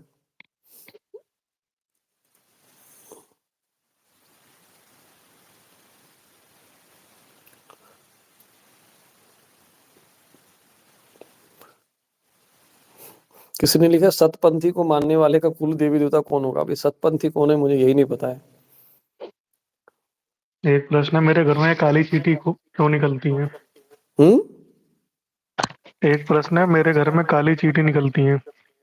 अरे ये सब प्रश्न कुल इससे क्या लेना देना है? कुल देवी देवता से वाले प्रश्नों से देख लो कोई हो तो। कुल देवी का एक प्रश्न ये है गुरुदेव, क्या कुल देवी देवता बदले भी जा सकते हैं? अगर किसी को किसी नए अब देवता को एक कुल प्रश्न देवता आया के रूप किसी ने, में, मेरे कुलदेव वीरभद्र है, परंतु उनका स्तोत्र आदि नहीं मिलता। वीरभद्र का स्तोत्र उपासना, वीरभद्र का स्तोत्र आदि की उपासना नहीं है। आप शिव जी की आराधना करो, और शिव जी की जब उपासना करते हैं तो वीरभद्र जी की भी उपासना होती है। और जहाँ वीरभद्र जी का स्थान होगा वहां पर, जैसे वहाँ हरिद्वार में ऋषिकेश के पास में, हरिद्वार और ऋषिकेश के बीच में वीरभद्र का स्थान है, या फिर आपके कुल परिवार में जहाँ आप कुल देव हैं तो कोई स्थान बना होगा, वहां जाकर वर्ष में बार पूजन करना चाहिए। और जब भगवान शिव जी का उपासना करते हैं उनको स्मरण करना पर्याप्त होता है। कुल देवता का केवल वर्ष में एक बार पूजन पर्याप्त होता है। विशिष्ट तिथि में या विशिष्ट कोई कार्य करते हो, कोई घर में विवाह आदि होता है, तो उनका स्मरण करना चाहिए, उनका पूजन करना चाहिए, कि ताकि जो उस कार्य में कोई विघ्न बाधा ना आए, दोष ना आए। तो वो उनको जो भी देवी देवता आपकी सुरक्षा करते हैं, तो वो आपसे केवल 2 चीज की अपेक्षा रखते हैं। एक आप उनका स्मरण करो विशिष्ट कार्यों में, पूजन में, और दूसरा उनको उनका भोग प्रदान करो, बस। ये 2 क्रिया अगर होती रही तो फिर वो आपसे वो किसी प्रकार से वो रुष्ट नहीं रहेंगे। जी गुरुदेव। ये 2 प्रक्रियाओं में अगर समस्या आती तो फिर वो उनकी रुष्टता झेलनी पड़ती है। अमेय पाठक जी का प्रश्न है गुरुदेव, कोई अपने कुल देवी देवता बदल सकता है? और एक सवाल ये भी कि जब भी हम घर से बाहर जाते हैं तो नित्य पूजन में बाधा पड़ती है, इसके लिए क्या करें? पहला प्रश्न क्या, पहला ही प्रश्न लेते हैं ना। हाँ, कुल देवी देवता बदल सकते हैं क्या? हाँ, कुल देवी देवता बदल सकते हैं, क्योंकि आप भी स्वयं कुल देवी देवता, किसी देवी देवता, पहले तो पता कर लो कि आपके कुल में ऐसा कोई है क्या। नहीं पता अगर है हम्म, तो आप आराधना करो, साधना करो। ये आवश्यक थोड़ी है आप अपने इष्ट इष्ट की आराधना करिए, किसी इष्ट को अपना आराधना करिए। और जब उनकी आराधना करोगे, उनको इष्ट मानकर किसी उपासना करोगे, तो यदि आपकी अगर साधना अच्छी रही तो वही आपका कुल देवता भविष्य में बन सकता है। और दूसरा ये है, वो आपकी रक्षा करने लगेंगे। और यदि कोई ऐसा कोई कुल देवता या कुल देवी होगा जिनका पूजन अगर यदि आवश्यक होगा, तो इष्ट देवता आपको प्रेरित कर देगा। कई बार ऐसा होता है साधकों को कि वो राम जी की उपासना कर रहे हैं और उनको ये सपना आता है कि वो शिव जी की उपासना करो, थोड़ा शिव जी का पूजन करो। होता है ऐसा, तो कोई समस्या नहीं है, तो आप कर सकते। किसी ने कहा किसी को भी कुल देवी देवता का ज्ञान न हो तो वो किसे बनाए, जिसको कुल देवता ना हो तो वो अपने इष्ट देवता की उपासना करे और इष्ट देवता को ही अपने कुल का देवता माने। कुल देवता मतलब जो आपके कुल की रक्षा करता हो, उनको नियुक्त कर दीजिए कि भाई आप हमारे कुल परिवार के। नियुक्त मतलब इतना भी वचनबद्ध नहीं कर देना चाहिए, जी गुरुदेव। पर उनको भी प्रार्थना करना चाहिए। अब कुल देवी का होता है प्रचलन, तो रहा है कुल देवी कुल देवता का तो प्रचलन जो है शास्त्रोक्त रहा है, प्राचीनतम काल से है। तो वो देवी देवता शास्त्रोक्त ही होते हैं, जिनका वर्णन शास्त्रों में है। जी गुरुदेव। हम्म। एक आरोग्य संजीवनी का है, गुरुजी प्रणाम, कुल देवता का बंधन क्या होता है और कुल देवता को बंधन मुक्त कैसे करें? ये भी प्रश्न ठीक है, लेकिन उसके पहले थोड़ा सा एक सूचना सबको दे दो कि भाई अब चैनल जो है 1 मिलियन सब्सक्राइबर तक पहुंच रहा है और मुझे लगता है कि अभी 2-3 हजार बाकी शेष रह गए ना जी सब्सक्राइबर्स। गुरुदेव, थोड़ा ही बाकी है। हाँ, तो जो भी लाइव देख रहे हैं तो चैनल को थोड़ा सब्सक्राइब करके थोड़ा अपना सहयोग दे और कुछ अपने परिवार लोगों को भी शेयर वेयर करके, क्योंकि अब तक ये अंतिम वर्ष ये जो है चल रहा है इस, तो इसमें ये पूर्ण रूप से अ, ये 1 मिलियन हो जाए तो ये फिर अधिक से अधिक लोगों तक ये ज्ञान पहुंच सके, ये हमारा प्रयत्न है। क्योंकि जो ज्ञान हम दे रहे हैं, जो चीजें समझा रहे हैं, वो केवल कुछ लोगों तक सीमित रखने लायक ज्ञान नहीं है। जी ये ज्ञान बड़ा दुर्लभ है और बहुत कोई विशिष्ट कृपा होती है किसी व्यक्ति के ऊपर तो उन्हीं के माध्यम से ये देवी कृपा, देवी सत्ता है, इस प्रकार का जो सूक्ष्म ज्ञान आपको प्रदान करती है। तो ये सनातन धर्म के सभी लोगों तक जाए, ताकि हमारा जो सनातन धर्म का अनुयायी है, जो प्रेत उपासना की तरफ आगे बढ़ रहा है, जो लाश की गड़े हुए सड़े हुए चीजों की जो पूजा उपासना में जो जा रहा है, दुर्गति को जा रहा है, शव उपासना की ओर जा रहा है, ऐसे लोगों को हमें थोड़ा सन्मार्ग पर लाना है। तो इसके लिए थोड़ा आप अपना भी कुछ योगदान सहयोग जो है इस प्रकार से इसके ज्ञान के प्रचार प्रसार में प्रदान करें। तो जी उनका गुरुदेव। जो प्रश्न ये था कि कुल देवी देवता का जो बंधन, ये ठीक है, ये होता है, लेकिन बंधन होता है यदि कोई उनको वचन देकर बांध देते हैं तो ये चीजें आती है। तो इसके लिए प्रत्यंगिरा हवन सबसे अच्छा होता है। प्रत्यंगिरा हवन में ये सब चीजों का वर्णन आता है कि वो सब तंत्र क्रिया का नाश करे। आने वाले समय में हमें 2-3 ये जो हमने हवन कुंड यहाँ पे स्थापित किया अग्नि, इसमें हम विशेष रूप से इसी चीजों पर प्रयत्न करेंगे कि अधिक से अधिक ये सब चीजें हो। अब बस थोड़ा सा एक ही समस्या है कि हमें, वैसे तो कोई भी आ जाता है आहुति देने के लिए, किसी को बैठा दो तो कोई भी आहुति दे देगा, लेकिन हमें कुछ साधक चाहिए जो साधना भी कर सके और अपनी साधना और अपने ज्ञान का शुद्ध भाव से बिना ज्यादा विशेष अहम किए वो अपना योगदान दे सके। तब हम जी पूरे गुरुदेव। भारतवर्ष में इस प्रकार के जो भी शुभ हमारे देवी देवता है, कई ऐसे देवी देवता है जिनका बंधन किया जाता है, जिनको दूषित किया जाता है, तो उनको हमें मुक्त करना है। ये सब तंत्र बंधनों से। अच्छा, ये सब जो तांत्रिक होते हैं ये मूर्ख लोग होते हैं अधिकांश।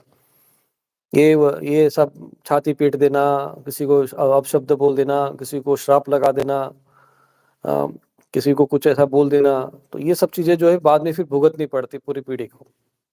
तो फिर मरने के बाद ये भी वही प्रेत योनि में चले जाते हैं। तो फिर वो उसी संकल्प के कारण बहुत से लोग मृत्यु के समय में ऐसा श्राप देकर मरते हैं, तो फिर उसी संकल्प में वो जीता है, किसका विनाश करना है, कुल का विनाश करना है, तो बस उसी में लगा रहता है वो।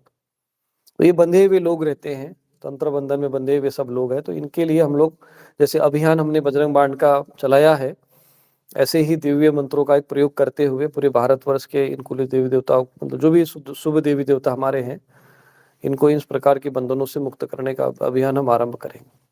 ये कोई जी, साधारण जी। कर्म नहीं है, ये तो बस कैसे बोल रहा हूँ, कैसे चल रहा है, ये सब चीजें परमात्मा ही जाने, भगवती ही जाने, परंतु ये प्रयत्न करेंगे हम, और ये बड़ा इस पर हम चिंतन कर रहे हैं। तो आप इसके लिए साधक बने अच्छे। अगर आपको ऐसा लगता है आपके कुल परिवार में ऐसा हुआ है, तो आप स्वयं साधना करें। और कई मंत्र भी मैंने इसके लिए दिए थे।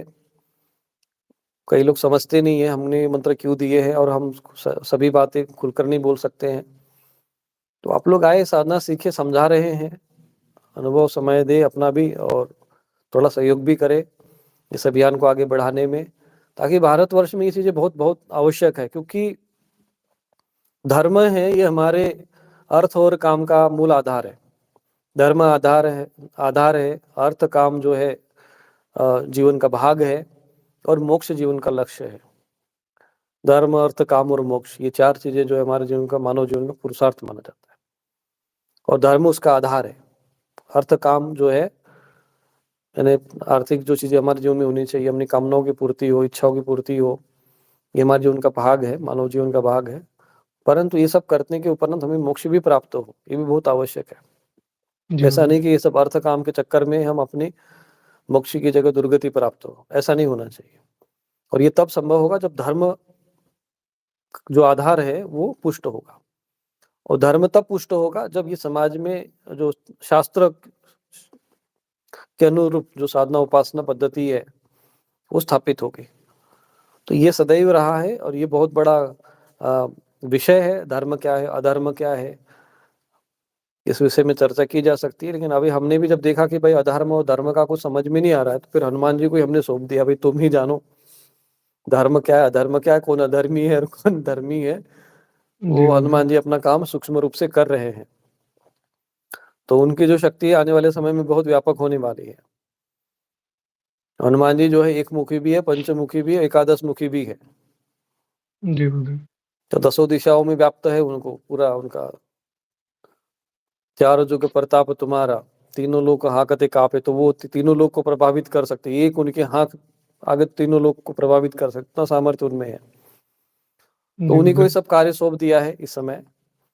तो धीरे धीरे ये चीजें समय अनुसार होगा, और इसके लिए सभी को प्रयत्न करना पड़ेगा।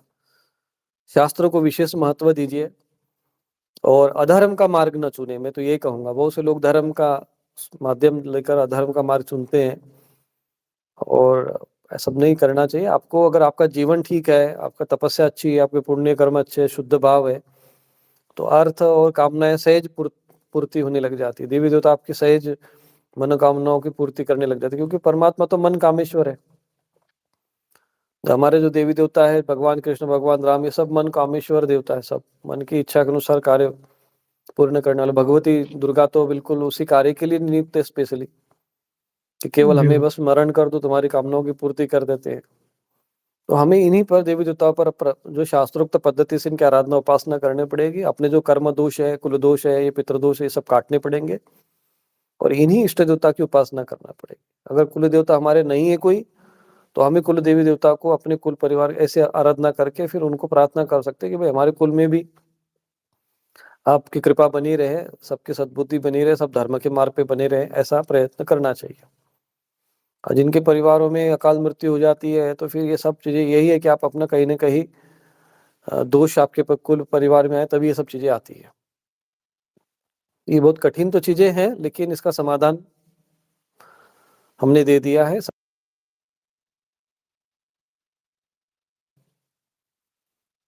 श्री हनुमान जी का जो ये बजरंग बाण है ये समाधान है, और भी बहुत सारे विषय तो धीरे धीरे होगा।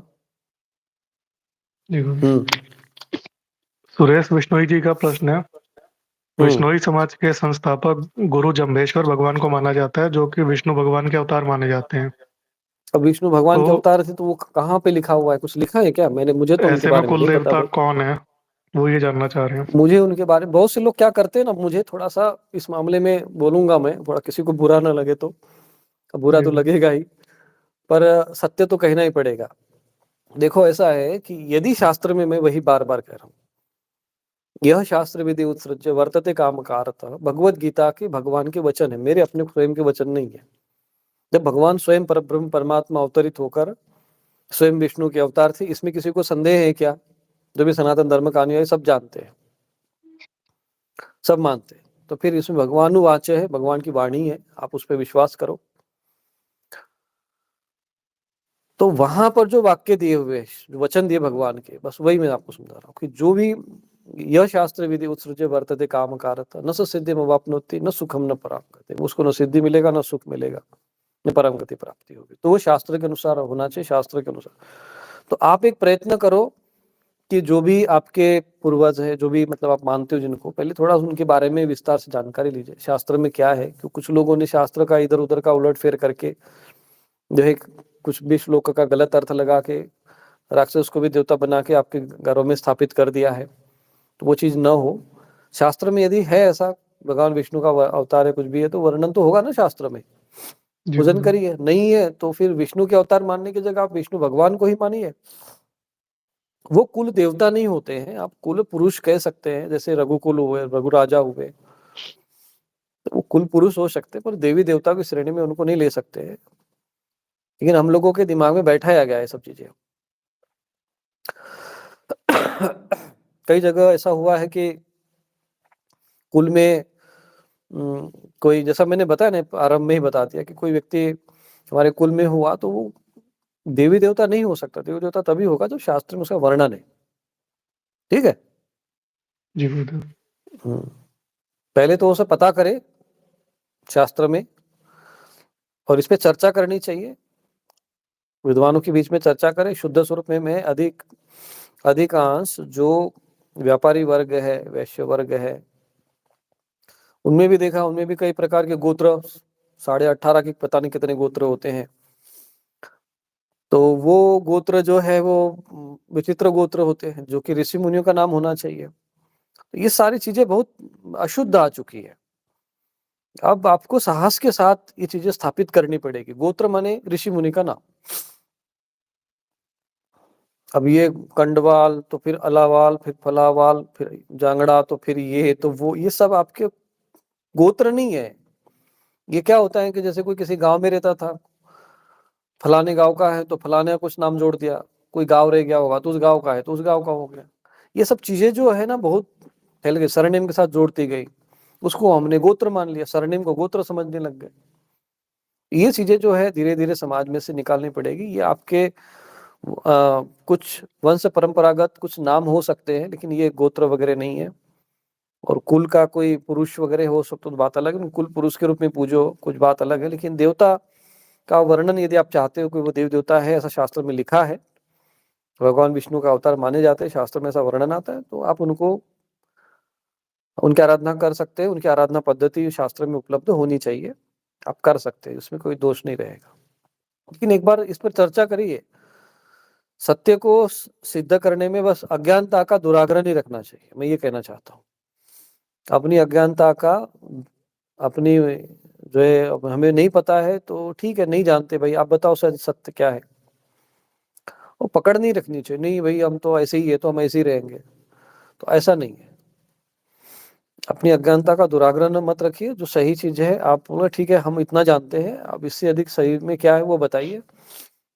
आने वाले समय में जो, अब तो हमने एक संकेत दे दिया, बोल दिया है, अब धीरे धीरे सब लोग प्रयत्न करेंगे और इस पर चर्चा करेंगे, जागृति आएगी आने वाले, बस से ज्यादा नहीं, 5-6 महीने में ही आपको ये परिणाम दिखने लगेंगे। ये हनुमान जी की कृपा है कि जो बोल रहे हैं लाइव माध्यम से ये अवसर मिला है। अब धीरे धीरे प्रयत्न करें, 2-4 लोग हैं, हम लोग नहीं कोई मिल रहे हैं तो उससे चर्चा करेंगे, लेकिन एक दिन ये सब लोग एकत्रित होंगे। नहीं होंगे तो हनुमान जी वो गदा लेकर चल पड़े हैं ना कि बिल्कुल होना है काम। अब नहीं मानोगे तो बस भाई यार तुम्हारा ही तो जो करना है वो फिर होगा ही होगा। जी गुरुदेव। चलो आगे बढ़ते हैं।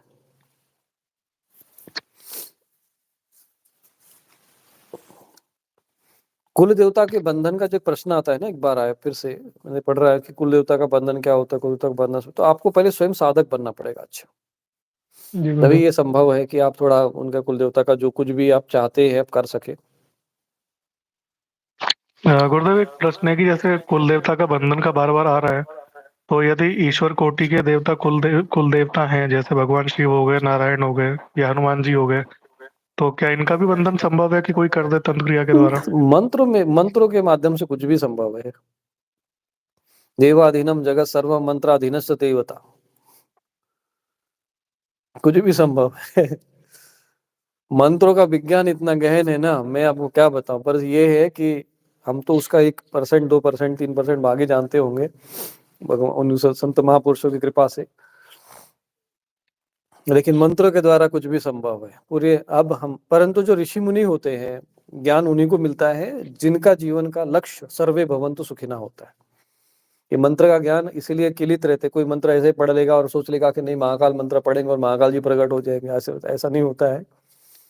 पात्रता कोई, ये पात्र व्यक्ति को ये सब, जैसे कहते हैं ना कि कोई भी आपका पात्र भी ठीक होना चाहिए अगर आपको ज्ञान प्राप्त करना है। मंत्र का ज्ञान बहुत गहन है। मंत्र अपने आप में एक बहुत श्रेष्ठ विज्ञान है, इसलिए इसके ऋषि होते हैं।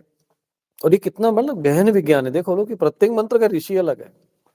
जी। और अभी भी नियत है उसके मंत्र का है तो उसके ऋषि नियत है, और अभी भी परंपरा से पता चल रहा है। तो मंत्र विज्ञान एक ऐसा विज्ञान है। योग विज्ञान तो अभी थोड़ा सा, योग विज्ञान भी है, ये अभी भी शुद्ध रूप में है। अभी बीच में ये सब आ गए, योगा योगा के नाम से विदेश में चले गए और सब नाचने कूदने लग गए, वो उसको योग समझ गए। और योग वैसा नहीं, प्रत्याहार धारणा ध्यान, वास्तव में जो योग है वो प्रत्याहार से आरंभ होता है। धारणा ध्यान और समाधि, इन तीनों को संयम माना जाता है। इन तीनों के मिश्रण को संयम माना जाता है। कभी पतंजलि योग सूत्र पर स्वामी विवेकानंद जी ने एक व्याख्या लिखी हुई है और उस पुस्तक का नाम है राजयोग। कभी इसका अध्ययन करना, जी। और इस पुस्तक का अध्ययन करो तो समझ में आएगा योग क्या है। ये सब आसन वासन का, तो ये योग का अशुद्ध स्वरूप है। शुद्ध स्वरूप वही स्वामी विवेकानंद राजयोग में, पतंजलि योग सूत्र में। ऐसे मंत्र विज्ञान है तो मंत्र विज्ञान का भी अशुद्ध स्वरूप आ गया कलयुग के प्रभाव के कारण।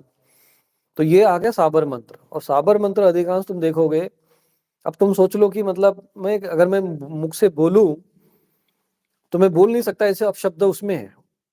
आजकल एक साबर मंत्र संग्रह के नाम से वेबसाइट पर भी उपलब्ध है, कई लोगों ने मुझे उसके पीडीएफ भी भेजे, गुरुजी ऐसे ऐसे। उसमें इस्लामिक परंपरा के भी मंत्र है। अब बहुत ज्यादा हमारे घुसा रखे हैं उसमें। कोई कोई भी मतलब गोरखनाथ जी ऐसी साबर मंत्र, हर गिरिजा जिन्होंने इनको रचना की गई मंत्रों का, वो उसमें वो करेगी क्या, वो सब उनका उल्लेख होगा क्या, ये सब चीजें है। कहीं ना कहीं इससे ये सिद्ध होता है कि कहीं ना कहीं इन ग्रंथों के साथ, जैसे भी पुस्तक आती बृहद साबर तंत्र, देखने में तो उसमें लगता है कि बहुत कोई हमारी तंत्र शास्त्र का एक भाग है, लेकिन उसमें सब इस विशुद्धि अशुद्धियां है, दुनिया भर की चीजें भरी हुई। तो इस्लामिक कुछ मंत्र ना कुछ ज्यादा तो घुसा षड्यंत्र रखे हैं हुआ है गुरुदेव ना उसमें। इसमें। हाँ? इस्लामिक मंत्र ज्यादा घुसा रखे हैं, मुसलमान मतलब इस्लामिक वर्ड ज्यादा हाँ, यूज हुए हैं उसमें। हाँ, उसमें यूज हुए तो कैसे आए भाई। अब इसमें गुरु गोरखनाथ जी या कोई भगवान हर गिरजा जी, वो कहाँ से इसमें इसको स्थापित कर देंगे। और उसमें मंत्र ऐसे हैं, अगर मैं सुनाने लग जाऊं तो हम क्या बताएं। मतलब अब बोल नहीं सकते, इतनी अभद्र भाषा। मतलब आप एक सामान्य व्यक्ति भी, तुम भी अगर गृहस्थ, हम तो साधु नहीं बोलते, मुंह से नहीं बोल सकते, लेकिन तुम भी नहीं बोल पाओगे। जी गुरुदेव। और उसमें भी, और ये इन लोगों को कोई बोलने वाला नहीं है। हमारे साधु समाज में कोई धर्माचार्य नहीं रहेगा, भाई तो ये ऐसे मंत्र क्यों छापते हो, ऐसी पुस्तकें क्यों छापते हो। और ऐसे समाज में अशुद्ध, और आम जनमानस को ये सब चीजों का क्या पता है। वो तो सोच रहा है कि साबर मंत्र है, बृहद साबर तंत्र, अब पुस्तक लिख लिया, अब छापने वाले ने छाप दिया। छापने वाले से पूछो कि तुमने ये किस ग्रंथ से लिखा, तो बोले हमें पता नहीं, लेखक से पूछो, हम तो भैया छापने वाले, छाप करता है हम तो। प्रकाशक की कोई उसमें कोई दायित्व नहीं, लेखक का है भाई। लेखक से पूछो तो कहते हाँ हमने तो किसी को छापने वाला था, उसको हमने इधर उधर से संकलन कर लिया, जो मंत्र है जोड़ के नाम दे दिया बृहद साबर तंत्र। अब हमको लगता है कि 64 तंत्र में से ये भी एक तंत्र है।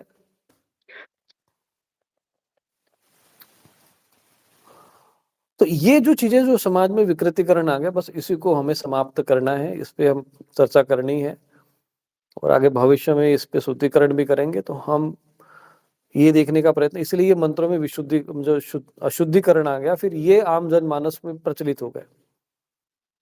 छत्तीसगढ़ के अलग है, छत्तीसगढ़ के मंत्र है, फिर वो विचित्र विचित्र मंत्र है वो सब, कभी पढ़ो तो मतलब अजीब लगता है। अच्छा, इन मंत्रों का क्या है, क्योंकि ये बार बार रटे जाते हैं, शब्द का विज्ञान है। और फिर वो छोटे निम्न स्तर के भूत प्रेत पिशाच स्तर के जो प्रेत उपासक होते, एक प्रकार की प्रेत उपासना। तो इसके जो ये मंत्र बनाए गए हैं, उन मंत्रों को कॉपी नकल मारी गई एक प्रकार से।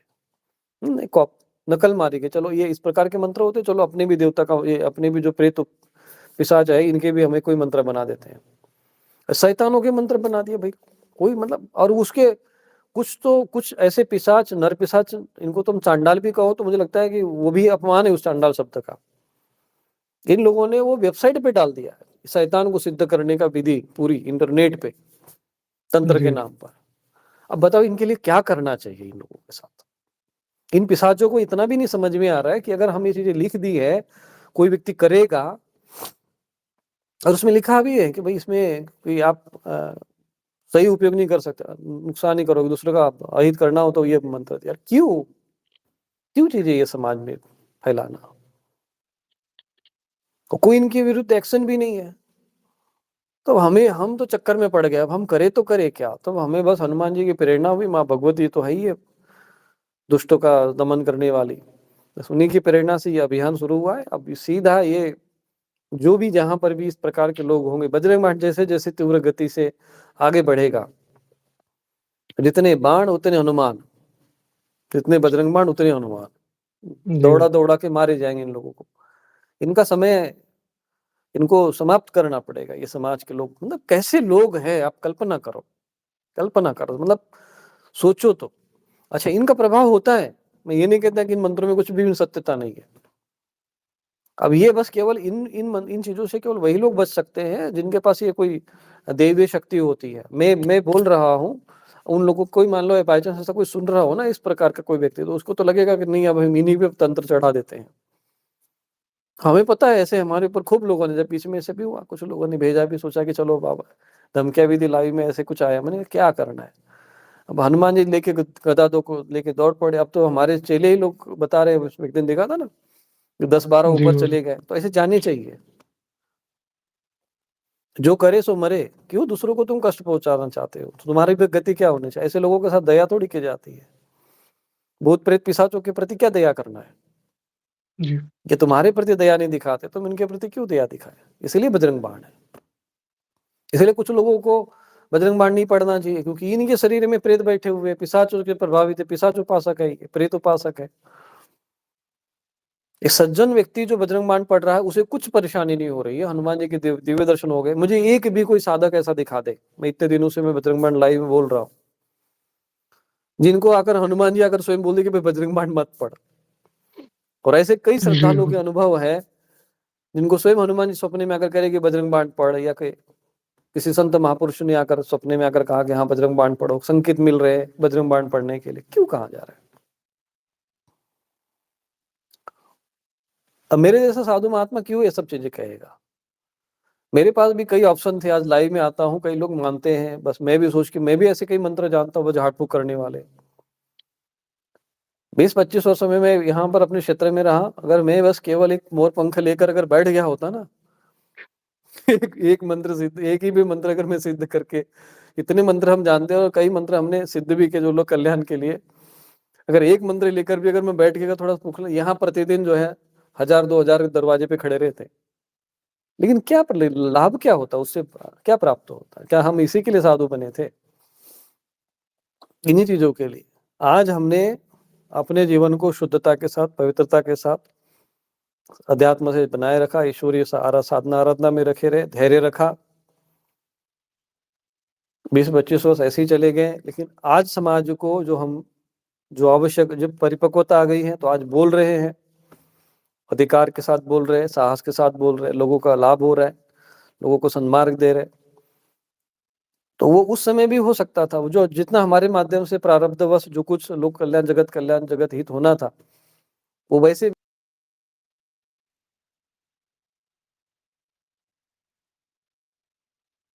में जो चीज है वो होगी। लेकिन इसके चक्कर में हमें कोई प्रेत सिद्ध कर ले, कोई भूत सिद्ध कर ले, ऐसे भी लोग मुझे मिले, गुरुजी हम आपको, मेरे भी कुछ ऐसे इधर भी लोग प्रेत उपासना मसान, बोले गुरुजी 1 दिन में प्रेत सिद्ध हो जाएगा, बोले 1 दिन में। और बोले 6 घंटे में 6 भूत आपके सामने खड़े हो जाएंगे, 12-12 फुट के, और जो कह दोगे वो काम कर देंगे आपका। मैंने कहा अच्छा ऐसा है। मैंने कहा ठीक है, भेजो एक आध बार को मेरे पास, पता तो चले। क्या भेज पाता वो। तो चाहते तो हम उसी में भी रम सकते थे, मंत्र में तो भूत से लेकर भगवान तक और प्रेत से लेकर परमात्मा तक सब विधि जानते, लेकिन हमने वो मार्ग नहीं चुना। वो मार्ग चुनते तो हम अपनी भी दुर्गति करते और हमसे जुड़े लोगों की भी दुर्गति करवा देते। थोड़ी सी सिद्धि पाने के चक्कर में प्रसिद्धि तो मिल जाती, लेकिन वो दुर्गति करा देते। आज हम अपना भी मार्ग पे ठीक है, लोक कल्याण जब समय आया, सही समय हुआ तो लोगों का कल्याण होना है, ज्ञान मार्ग पे साधु का जो कार्य है जगत कल्याण का, वो हो रहा है आराम से, अपने आप घर बैठे हो रहा है, लोगों को ज्ञान देना, बस यही काम था। तो सहज मार्ग, सात्विक मार्ग, शास्त्रोक्त मार्ग ही चुनिए, ये सब चीजों में न उलझिए। मैं बार बार कहता हूँ सब लोगों से। तो चाहे आप देवी देवता के नाम पर पूजो, चाहे कुल देवी देवता के नाम पर पूजो, कुछ भी पूजो, पहले ये देखो कि वो जिसको आप देवता समझ रहे हो, देवी समझ रहे हो, वास्तव में देवता या देवी है या नहीं। जी शास्त्रों में उनका वर्णन है या नहीं है, ये बहुत महत्वपूर्ण चिंतन है और करना पड़ेगा। जी।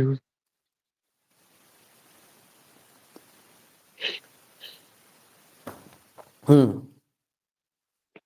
तो मतलब कुल देवी देवता के रूप में रक्षा कारक जितने भी हमारे देव हैं उनकी स्थापना होना चाहिए फिर, जैसे गणेश जी हो गए, हनुमान जी हो गए, भैरव जी हो हाँ गए। यही ना, मैं यही कहना चाहता हूँ, जो रक्षा कारक देवताओं में प्रथम तो गणेश जी आते हैं।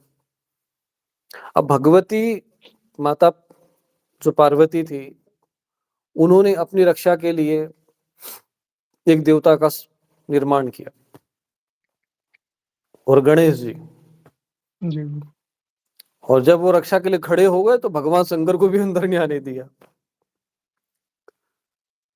तो इतने समर्थशाली देवता है ये, स्वयं पर ब्रह्म का स्वरूप है। गणेश जी की उपासना करो तो सीधा ब्रह्मत्व को प्राप्त हो। तो दोनों कार्य सिद्ध हुए ना, आपके रक्षा भी हुई, कुल की रक्षा भी हुई, आपके कार्य की सिद्धि भी की है, तो मोक्ष भी दिए। जी और कोई मसान वसान, जैसे मान लो किसी ने भूत प्रेत सिद्ध कर लिया, तो भूत प्रेत मसान, उससे बढ़कर कोई भूत, थोड़ा सा कोई किसी ने मसान वसान भेज दिया, तो भूत प्रेत थोड़ी तुम्हारी रक्षा कर पाएंगे। देवता तो करेंगे ना, क्योंकि ये तो सब, ये तो भूतगण तो इन्हीं की सेवा करते, भूतगण आदि तो सबके स्वामी है ये, तो ये सबको नियंत्रित रखते हैं। तो इतने समर्थशाली देवता है, और सहज है, सरल है। तो इनकी उपासना करो। और मैं कहता हूँ एक भी इष्ट को मान के चलो अच्छे से, हृदय से, तो वही आपका कुल देवता बन जाता है। जी आपसे लगाव रखता है, आपसे प्रेम रखता है, फिर आपके साथ उसकी आत्मा और आपका साथ एक दोनों का एक हो जाती है। कहते हैं ना, भक्ति भक्त भगवंत गुरु चतुर नाम बपु एक। तो जो भक्त हैं, भगवान है वो, और वो जो दोनों एक हो जाते हैं, वो देवी देवता और वो भक्त स्वयं एक हो जाते हैं, दोनों का स्वरूप एक हो जाता है। तो उस कुल से जुड़े हुए जितने भी अनुयायी हो, जो भी वंशज उनके आएंगे, तो वो उन पर कृपा रखेंगे। और देवता तो शाश्वत है, वो सदैव रहने वाले हैं, तो कई पीढ़ी पर आपका कल्याण कर सकते हैं। तो परंतु एक बात और भी रहता है, कुल देवी देवताओं के विषय में एक विधान और रहता है, मैंने ये देखा है। और केवल कुल देवी देवताओं के विषय में ही नहीं, जितने भी उच्च कोटि के देवी देवता हैं, वो एक ही वचन पर वहां पर बंधे रहते हैं, रक्षा करते हैं। जब तक तुम्हारे परिवार में शुद्ध रूप से सात्विक रूप से, भक्ति भाव से मेरी पूजा होती रहेगी, आराधना होती रहेगी, तब तक मैं तुम्हारे घर परिवार कुल परिवार की रक्षा करते रहूंगा या करती रहूंगी, ऐसा वो उनका भाव रहता है। तो जब तक हम उनके हमारी साधना पद्धति ठीक ठाक रहेगी तब तक वो करेंगे, नहीं तो बाद में वो स्थान छोड़ देते हैं। मंदिरों में भी जो जो जैसे चेतना रहती कहीं पर, फिर धीरे धीरे वो सब उल्टा सीधा कर्म होने लगता है, तो फिर वो स्थान छोड़ देते हैं वो। तो हमें ऐसे स्थानों के बारे में सोचना पड़ेगा। परिस्थितियां ऐसी हैं कि अब चूंकि शासन प्रशासन और जैसे होता है ना, राजा और ऋषि, इन दोनों के समन्वय से ही धर्म की स्थापना हो सकती है। ऋषि का मार्गदर्शन हो और राजा कर्म करे। इसलिए पहले राजा महाराजा की जो राज्यसभा होती थी, तो उसमें ब्रह्मर्षि, ब्रह्मज्ञानी संत भी, महापुरुष भी जो है वहां पर मार्गदर्शन के लिए रहते थे, क्योंकि धर्म के क्षेत्र में क्या करना चाहिए क्या नहीं करना चाहिए राजा नहीं सोच सकता है, प्रशासन का काम नहीं, उनको मार्गदर्शन देना चाहिए। पर एक षड्यंत्र तो हुआ ही है, पर धीरे धीरे अब चलो उस दिशा में आ गए, और एक मार्ग कहीं न कहीं सही समय पर एक सही दिशा में समाज जा रहा है। इतने कई वर्षों के होने के उपरांत आप एक अपने भगवान राम के लिए एक मंदिर नहीं बना पा रहे थे, आज आपका वो भव्य मंदिर निर्माण हो रहा है, एक बहुत बड़ी भाग है। तो ये सब चीजें कहीं न कहीं देवी शक्ति आपके साथ है, देवी शक्ति आपके ऊपर कृपा कर रही है, देवी शक्तियाँ बिल्कुल कहीं न कहीं एक्टिव हुई है, सक्रिय हुई है। और मुझे लगता है कि जब से ये बजरंग बाण और ये सब चीजें जब से प्रचलित हुई है, तब से लोगों का धर्म के प्रति पिछले 2-3 वर्षों में 2-3 चीजें एक साथ हुई है। एक तो ये प्रेत पिशाच वाले भी खड़बड़ा के ऊपर आ गए, और अच्छे साधकों में भी एक चिंतन आ गया, तो दोनों काम एक साथ हो गया। कि बीच में तो बिल्कुल ऐसा लगा कि जैसे ये राक्षसों का वो राक्षस संवत्सर जब चल रहा था, उस काल में जो एक बहुत ज्यादा एक राक्षसत्व आया, लेकिन फिर प्रेशर भी आया, दबाव भी आया, हमें भी अनुभव हुआ। फिर इधर से हम जैसे साधु महात्माओं के मन में भी कोई प्रेरणा होने लग गई, तो इधर से हमने भी अपना अस्त्र छोड़ दिया। तो दोनों जो है काम कर रही है, तो इसके दोनों परिणाम सामने आ रहे हैं कि समाज में जो थोड़े लोग खूब खूब घूम फिर लिए, वो भी भटक के थक गए, समझ में आया कि नहीं भाई, नहीं तो अब तक यही चल रहा था। अब लोगों के दिमाग में चिंतन आ गया कि यार हम जो पूज रहे हैं ये देवी है कि देवता है, क्या है ये, कौन है जिसको हम पूज रहे हैं। और आने वाली पीढ़ी तो और अधिक बुद्धिमान निकलेगी इस मामले में, क्योंकि वो कहीं ना कहीं वो बजरंग बाण अभियान से प्रभावित रहेंगे। ठीक है, आगे बढ़ते हैं। एक गुरुदेव प्रश्न है, तंत्र से जुड़ा हुआ है इनका, कि प्रिंसी गोयल का प्रश्न है कि ये दूध गर्म कर रही थी घर में, तो उसमें काला पत्थर निकला था बड़ा सा, जबकि इन्होंने अच्छी तरह साफ करा था उसे। तो इनको लगता है कोई तंत्र क्रिया हुई है घर पे, पहले भी हो चुका है इनके साथ, तो मार्गदर्शन। हाँ, वो सब तो होता ही है। अब वो विषय बाद में लेंगे, अभी तो ये सब इसी पे रहने दो, ठीक है। बाद में इसको नोट करके रख ले।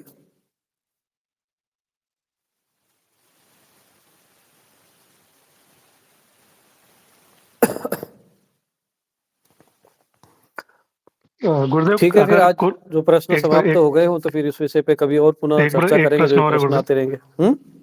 एक प्रश्न और है कि जैसे कुल देवता और इष्टकर एक ही है, तो दैनिक पूजा में कुल देवता का स्मरण भी करें, इष्ट के स्मरण से ही कार्य हो जाएगा? मतलब नहीं, देवी देवता का स्मरण करना चाहिए विशेष परिस्थिति में, जैसे दैनिक कार्य में तो उनका स्मरण करना चाहिए। हम लोग पूजन करते भी है तो हम कुल देवता भ्यो नमः बोलते भी है, और विशिष्ट कार्य में उनका विशिष्ट पूजन करना चाहिए, उनको स्थान देकर आह्वान करके, विशिष्ट कार्य में उनका आह्वान करके उनका पूजन, उनको स्थान देना चाहिए। क्या होता है कि सभी देवताओं का एक सिस्टम है, जब भी आप कोई पूजन करोगे तो ये एक रहस्य है जो कि आजकल हमारा कर्मकांडी पुरोहित वर्ग भूल गया है, और जिसका दुष्परिणाम वो उनकी कई पीढ़ियां भुगत रही है। जब भी आप कोई पूजन करते हो, जैसे न सामान्य घर में गृह प्रवेश करना है, बोले सत्यनारायण की कथा कर दो, हो जाएगा गृह प्रवेश। ये मूर्खता समाज में पनप गई है बहुत तगड़ी मात्रा में। जबकि ये होता है कि जिस भी देवी देवता मतलब जिस भी कार्य के हेतु पूजन करते हैं, जैसे मान लो गृह प्रवेश करना है, वास्तु शांति करने, तो उसमें वास्तु शास्त्र के अनुसार पूजन होगा, वास्तु शांति पूजन होगा। तो वास्तु शांति पूजन में जो जिन देवताओं का आह्वान होता है, स्थापन होता है, उसमें 80 प्रकार के देवता है मुख्य रूप से। विवाह अगर संस्कार करना हो तो उसमें 17 प्रकार के देवताओं का वर्णन है, उसमें आह्वान पूजन होता है। तो प्रत्येक कार्य के लिए एक देवता नियुक्त है। जैसे भगवान रुद्र के जीवन में, उसमें भगवान शिव का उसमें संवाद में देखते हैं कि माता सती और भगवान शिव जी का, जिसमें जब वो अपने पिता के घर में राजा दक्ष के यहाँ जाती हैं, तो वहाँ जो प्रजापति दक्ष के यहाँ वो जाती है, तो देखती है कि यहाँ पर उनके जो पति हैं भगवान शिव रुद्र हैं, उनका वहाँ पे भाग नहीं रखा हुआ था, उनका वो पूजन नहीं किया जा रहा था। तब वो कुपित होती है कि सभी, क्योंकि वो तो देव थे ही, 33 जो देवता माने जाते हैं, 33 जो श्रेणी के जो देवता है, उसमें मुख्य भगवान रुद्र भी है। तब वो कुपित होकर श्राप देती है और अपने शरीर त्याग देती है। तो मेरे कहने का तात्पर्य ये है कि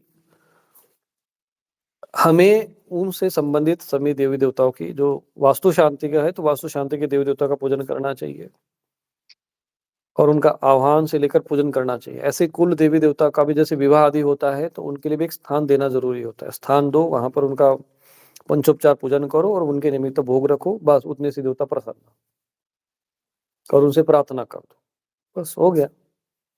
तो कर्मकांड करते समय इन बातों का ध्यान देना पड़ता है। जैसे हम कोई पूजन करते हैं तो गणेश जी का पूजन करते हैं, गणेश जी का आह्वान करें तो गणेश जी का स्थान वहां पे अक्षत पुष्प रख दिया, ओम श्री गणेशाय नमः आवाहयामि पुष्पम समर्पयामि नैवेद्यम निवेदयामि धूपम दीपम आग्रा। तो ऐसा मतलब जो भी अपना शब्द, जो पंचोपचार पूजन है वो कर दिया, नैवेद्य रख दिया और प्रार्थना कर दिया, गजानन भूत गणाधि सेवितम, ऐसा वक्रतुंड महाकाय जो भी है उन बोलते, हो गया, प्रार्थना करते, प्रणाम, हो गया उनका पूजन। विशिष्ट पूजन में ऐसा करना पड़ता है। तो ऐसे ही सभी देवताओं का पूजन करने के उपरांत एक स्थान कुल देवता का भी होना चाहिए, जो भी आप जिनको नाम जानते हो। और आजकल जो विवाहों में ये जो क्लेश विलेश आ रहे हैं, ये विवाह में टिक नहीं रहे हैं, ये विवाह में बाधाएं आ रही, तो इसका कारण यही है कि सब, क्योंकि कर्मकांड मैंने देखा है, विवाह में भी मैंने देख रहा हूँ, प्रक्रिया में विवाह करने वाला सोचता है कि भाई कर्मकांड करना, फटाफट निपटाओ जल्दी, कराने वाले भी सोचते जितना जल्दी निपटे और हम भी निकले, हा हा हू में सब जीवन चला जाता है, पूरी जिंदगी जीवन नरक बन जाता है। एक दिन के कर्मकांड में आपकी गलती चूक हो जाती है, पूरा जीवन उसका दंश झेलना पड़ता है। तो इसलिए मैं कहूंगा कि कर्मकांड को लेकर हमें बहुत चिंतन करना है, सोचना है, और मैं इस दिशा में काम कर रहा हूँ। बस वही परिस्थितियां बन रही है धीरे धीरे, जैसे अभी हमने स्तोत्र रखे, अब लोगों को लग रहा है ना कि हम कवच सिद्ध कर सकते। भाई राम रक्षा स्तोत्र को हमने सिद्ध किया, पहन लिया, अनुभूतियां हो रही है, स्वयं भी पहन रहे, दूसरों को भी पहन रहे। तो इन्हीं चीजों के लिए, गंडा ताबीज देने के लिए हम दूसरों के यहाँ पे हरी चादर चढ़ानी पड़ती थी वहां जाकर। उस चीज से समाज तो बच रहा है ना, क्योंकि समाज को यदि सही चीज नहीं दोगे तो वो गलत दिशा में जाएगा, या तो उसको धर्म दो या तो फिर वो अधर्म की तरफ जाएगा। तो अब ऐसे ही कर्मकांड का भी भाग है, थोड़ा सा इसको भी सुधार करना पड़ेगा और हम कर रहे हैं। इसका शास्त्रोक्त तो शुद्ध, इसको 3 भागों में विभाजित करते हुए इसको हम बना रहे आने वाले समय में। तो कुल देवता का भी एक स्थान बनाकर उनका पूजन आप करो, तो फिर आपका कार्य पूर्ण हो जाएगा। और वर्ष में एक बार सब परिवार जाकर जो भी कुल देवता का स्थान होता है और वहां की जो पूजा पद्धति है उस अनुसार वहां पूजन करना चाहिए। कहीं कहीं पर एक चीज और आती है इसमें, कि जैसे कुल कुछ देवी देवता होते हैं तो उसमें कुछ बलि वगैरह दी जाती है, मांस की बलि दी जाती है, ऐसा कुछ दिया जाता है। तो इसमें थोड़ा सा मैं अभी कोई निर्णय दूंगा नहीं कि क्या करना चाहिए, क्योंकि शास्त्रों में तो ऐसा भी आता है कि हाँ इस प्रकार की बलि भी दी जा सकती है देवी देवताओं, जैसे भगवती काली है, उनको भी ये देवी देवता। छिन्नमस्ता है वहाँ रजरप्पा में, तो है, उनको दिया जाता है। अब उनके परंपरा में तो हम उसमें कुछ, क्योंकि शास्त्र में भी ऐसा वर्णन आता है, फिर भी यदि किसी के मन में होता है कि नहीं हम नहीं ऐसा बलि दे सकते, तो उसके लिए नारियल के रूप में विकल्प है, सात्विक बलि दे सकते, प्रार्थना कर सकते हैं, और हमें वहां पर सात्विक बलि देनी चाहिए नारियल के रूप में। आप 11 नारियल छील के और वहां पर, या कोई 7 नारियल 11 नारियल जो भी 21 नारियल हो, भाई किसी जीव को मारने से अच्छा है कि भाई 11 की जगह अब 21 नारियल फोड़ दो। जी गुरुदेव। तो वो भी बलि ही है। बलि मतलब भोग, जैसे ना भगवान तंत्र भाषा में जो हम लोग भगवान जो भक्ति मार्ग में जिसको भोग कहते हैं, भगवान को भोग चढ़ाना, प्रसाद चढ़ाना, भोग लगाना, उसको तंत्र मार्ग में बलि कहते हैं, बलि प्रदान करना। तो उसमें नारियल आदि की बलि दे सकते हैं। जी गुरुदेव। जैसे उसमें नारियल का जल है, नारियल का जो पानी होता है, वो जो नारियल फोड़ते हैं वो एकत्रित करते हैं, नारियल है, बलि रख दो, भगवती उसमें संकल्प करना पड़ता है। अब जरूरी नहीं, यहाँ पर कई कई विशिष्ट कार्यों में, जैसे क्षत्र जो राजा महाराजा होते थे, जो युद्ध करते थे उस समय, तो उनको इसके लिए अधिकृत अधिकार दिया हुआ शास्त्रों में। क्योंकि राजा यदि वो रक्त को देखकर भयभीत हो जाए, क्योंकि उसको कहीं ना कहीं तो प्रैक्टिस करना ही पड़ेगा ना, इसलिए वो मृगया का विधान हुआ करता था, मृग को मारने का, क्योंकि वो तो राजा है, उसको तो युद्ध करना ही है। रक्त देखकर अगर उसका हृदय कांप, हाथ पैर कांपने लग जाए, तो वो क्षत्रिय हो ही नहीं सकता, वो युद्ध कर ही नहीं सकता, वो कैसे किसी लोगों के गर्दन काटेगा बताओ। जी जब वो जो एक किसी जीव को नहीं मार सकता, तो वो किसी मनुष्य को कैसे मार सकेगा। तो जो पहले जो युद्ध करते थे, तलवार से लड़ते थे, तो उनके लिए ये सब प्रक्रिया थी। आज की परिस्थिति में वो सब नियम लागू नहीं होते हैं। भाई आप तो राजा महाराजा हो नहीं, आप हाथ में तलवार लेकर तो कहीं युद्ध भूमि में जाते नहीं हो, तो आपको क्या बकरी की बलि देने की जरूरत पड़ी है। पूरी सब्जी है जो आप खाते हो, जो भी चीजें हैं, आप वो भगवान को भोग लगाओ, नारियल वगैरह वैकल्पिक व्यवस्था है।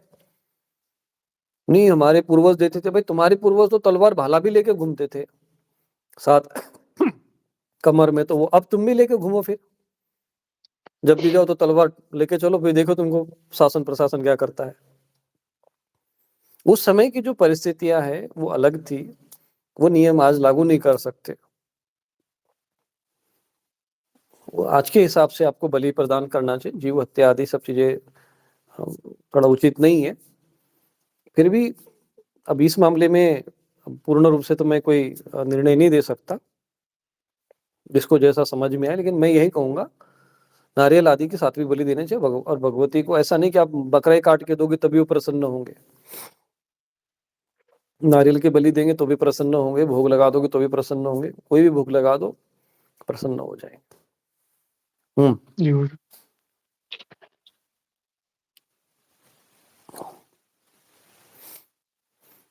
ठीक है, तो और तो कोई प्रश्न नहीं है गुरुदेव आज।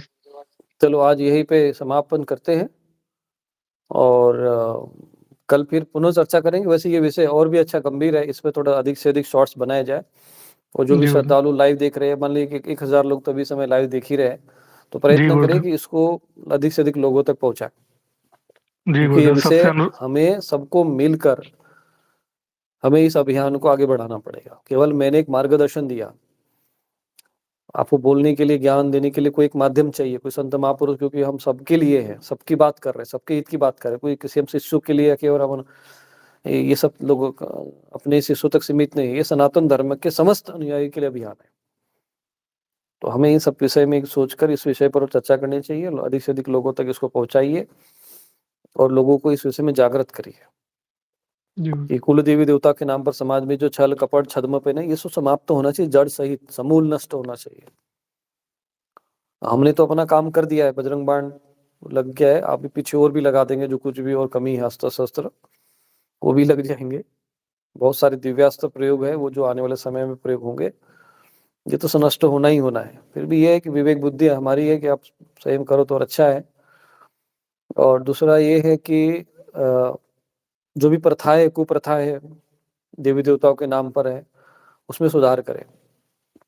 ये हमारे पूर्वज तो भाई तुम्हारा वो बकरे की बलि दे तो हम भी बकरे की बलि दे, तो ऐसा नहीं है। वो एक राजा महाराजा हुआ करते थे, युद्ध लड़ते थे, तो उनके लिए दोष पाप नहीं, लेकिन वही चीजें आप करोगे तो आपको दोष पाप लगेगा। उस समय कोई राजा महाराजा कोई कमर में तलवार लटका के घूमेगा तो वो अपराध नहीं होता था, आज कोई घूमेगा तो अपराध है। जी गुरुदेव।